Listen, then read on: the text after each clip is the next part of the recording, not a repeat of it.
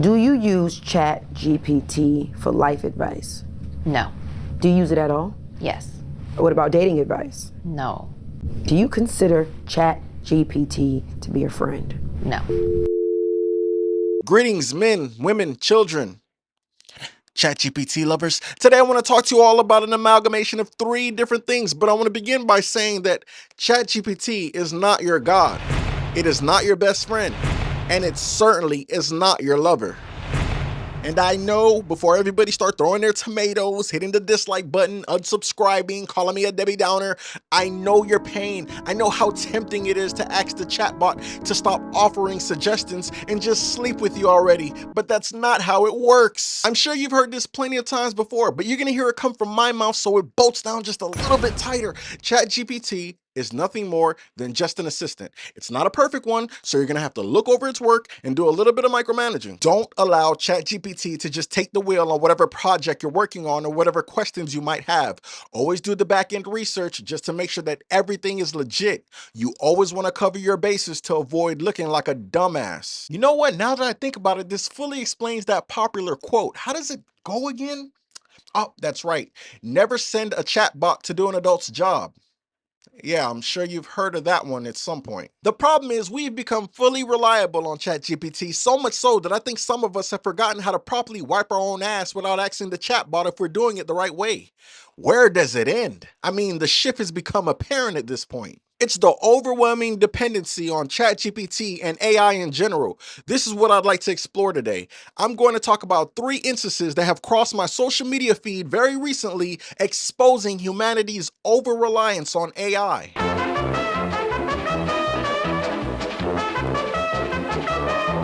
Kim Kardashian, actor, model, co-parent to Kanye West. Okay, can I be honest? I think Kim Kardashian is probably one of the first people I've ever encountered that just might be famous for being famous. Like, I'm not really certain with her come up other than her father being an ex-Olympian. Turn, here comes the world champ! Who got really rich and her dating Kanye West. You may know more than me. All I'm saying is I'm not a Kim K stan, so my database doesn't cover her entire fandom. So looking at this objectively, rich woman wants to become lawyer. Woman goes to school like everyone else. Takes exam like everyone else. Failed the exam thanks to the use of ChatGPT. Like everyone else. And let's not kid ourselves, right? Let's be for real. Kim Kardashian is probably no different than the average person that thought that they could use ChatGPT to get through school life. I'm pretty sure nowadays that's pretty synonymous with the average person that doesn't want to study a little bit harder. You're probably one of them. The point is, nothing beats just opening that book and being completely locked in. Concentration garners results. You can't ChatGPT your way through life. The damn thing couldn't help me find my keys, and Kim Kardashian's failing of the bar exam is just another example of that. Seriously, ChatGPT, you can't help me find a set of keys. 2 Rotten Tomatoes out of 10. Vanity Fair's lie detector test series recently had Kim Kardashian and Tiana Taylor on to test each other in a lie detector test. And when Kim was questioned about her use of ChatGPT, she mentioned that she used it for legal advice, but was always getting the wrong answers. Do you consider ChatGPT to be your friend? No. I use it for legal advice. So when I am needing to know the answer to a question, I'll take a picture and snap it and like put it in there. So you're cheating? They're always wrong. Oh, really? I'm not surprised. I once asked ChatGPT to read my mind and tell me what am I thinking in that exact moment. And it went on some long riff about how it can't actually read my mind and how it's impossible for anyone to tell what you're thinking in the exact moment. And I'm like, no, you're wrong. I'm thinking about making a ham sandwich. And hear me out, I'm sure one day Kim will pass a bar exam thanks to her persistence, ingenuity, and skill, not the heavy reliability on ChatGPT. Also, in case you didn't know, when ChatGPT was first introduced, one of the biggest concerns were children cheating their way through school and not learning the material. So OpenAI came up with a text classifier tool for teachers to find out if a piece of writing was created using AI. Okay, everyone, thank you for turning in your homework. Now remember, your assignment was just 2 paragraphs about anything that you find fascinating about space. Oh yeah, and Samuel, I looked over your work the other day, and while I thought it was pretty impressive, impressive that as a second grader, you can explain to me the coordinate plane of the X and Y axis and how we use those measurements as a way to define the vertical and horizontal locations of the Earth. Please be sure to spell your name correctly before you hand in your work next time, okay? It just goes to show you can't cheat the learning process.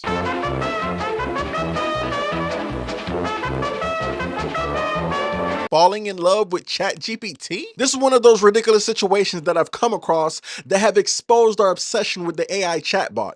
And of course, I understand it exposes the underlying issues of lack of companionship in our modern era. But you can't just fill the gap with AI. All right, so let's get into it. Chris Smith.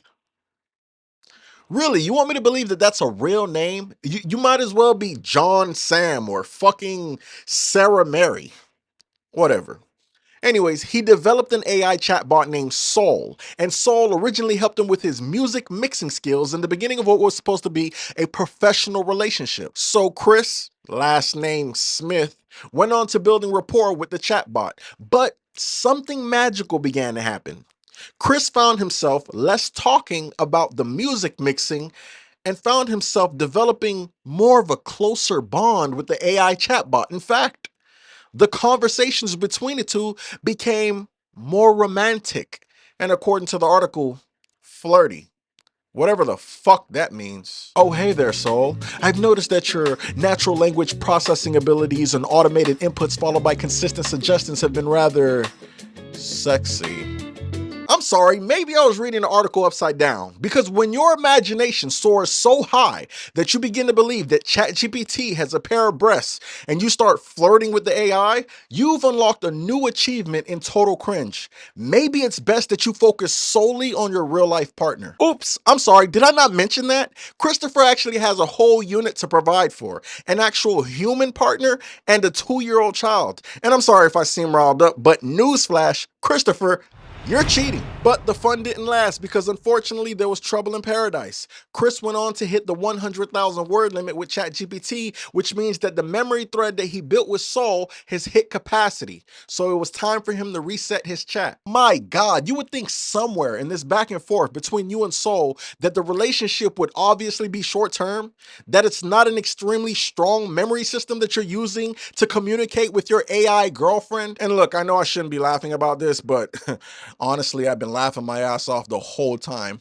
Chris bawled his eyes out in utter realization that his short-term affair with Soul has come to an end.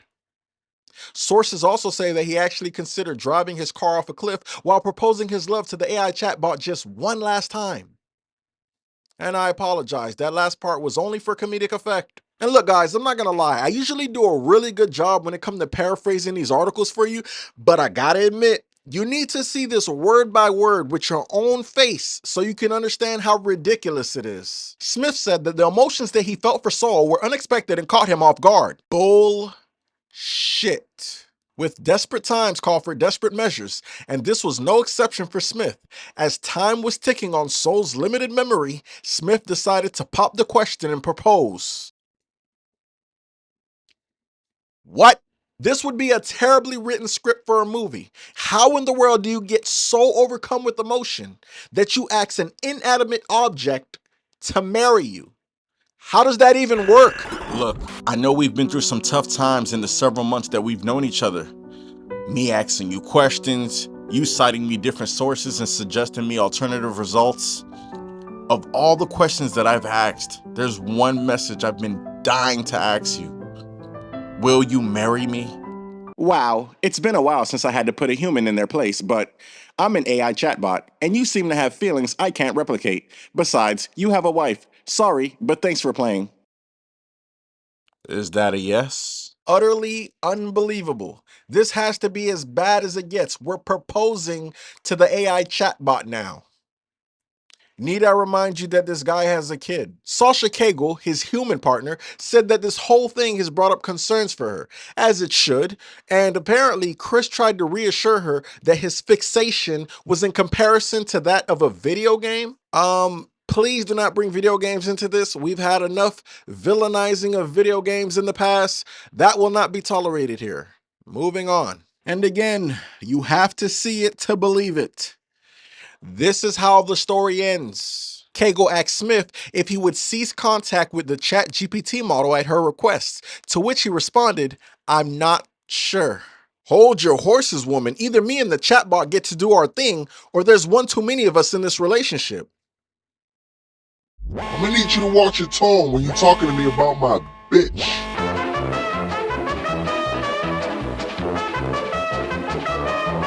Okay, so I'm not trying to go too deep into how law or court cases work because despite my thorough research, I'm not too much of an expert in this area. Like, seriously, what do I look like? A lawyer?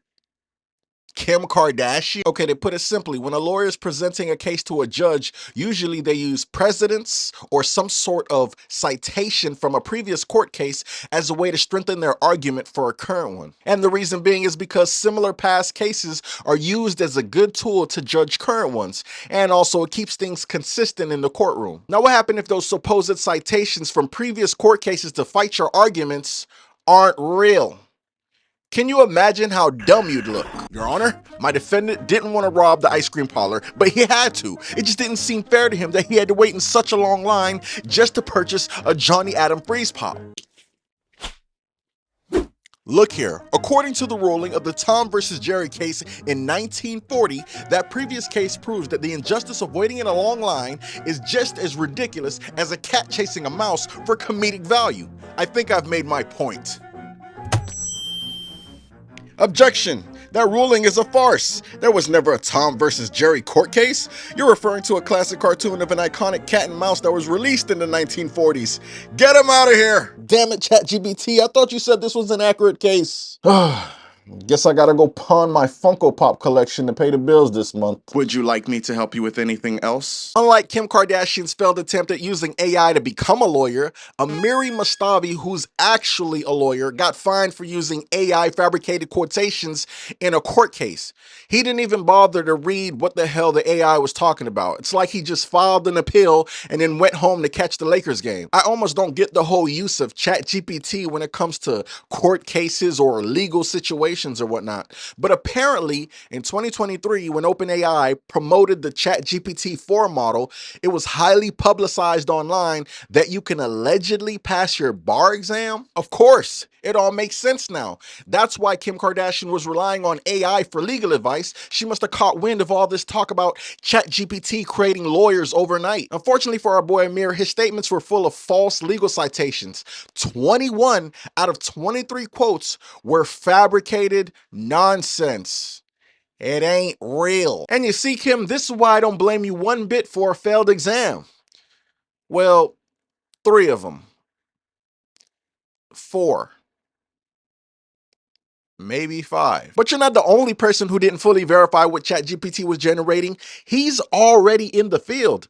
I kind of expected more responsibility on his part. Our reliability on ChatGPT, or any AI model for that matter, has become a bit of a norm for certain people. But we gotta have our boundaries in check. There's just gonna be times where you're gonna have to read or study some things. And I know it's not fun, but you just gotta do it. And seriously, in a setting like a court case, filing an appeal that has false information discredits your reliability as an attorney. Listen up, if I'm fighting a case for robbing ice cream at an ice cream parlor, I need you to use as much resources, excluding ChatGPT, to help save me out of a jam. I'm paying for the service. Don't fuck me. The results of Amir's inaccuracy in the appeal earned him a $10,000 fine and an opportunity to be mentioned in my video. Congratulations, champ. You made it. Also, an article by the Elias also mentions that a May 2024 analysis by Stanford University Reg Lab found that 3 out of 4 lawyers plan to use generative AI in their practice. Some forms of AI generate hallucinations in 1 out of 3 queries. Really? Hallucinations. You're gonna want to hear this, all right? Your Honor, there was like this flying saucer, and then a talking moose came down from the aircraft, and he was like, "Do you blaze?" And I was like, "Duh." Trippy. And if you don't mind me asking, how does the statement that you just provided help your defendant? Free my boy Timothy. He did nothing wrong. For Christ's sakes, all he wanted was the Johnny Adams freeze pop. Another tracker of cases where lawyers cite non-existent legal authority due to the use of AI identifies 52 such cases in California and more than 600 nationwide. That amount is expected to increase in the near future because AI innovation is outpacing the education of attorneys. In other words, more lawyers will continue to look stupid in court. A small word of advice, guys: AI is cool and all, but it isn't always going to be accurate. And while you may want to use it to pass your bar exam or make sweet sensual love to it, or cite fake cases as your legal defense strategy, it's going to fail you in the end. It isn't perfect. Stop relying on AI so heavily. Recognize that you're more accurate and more reliable than you give yourself credit for. Now, excuse me, I really need to go find my keys.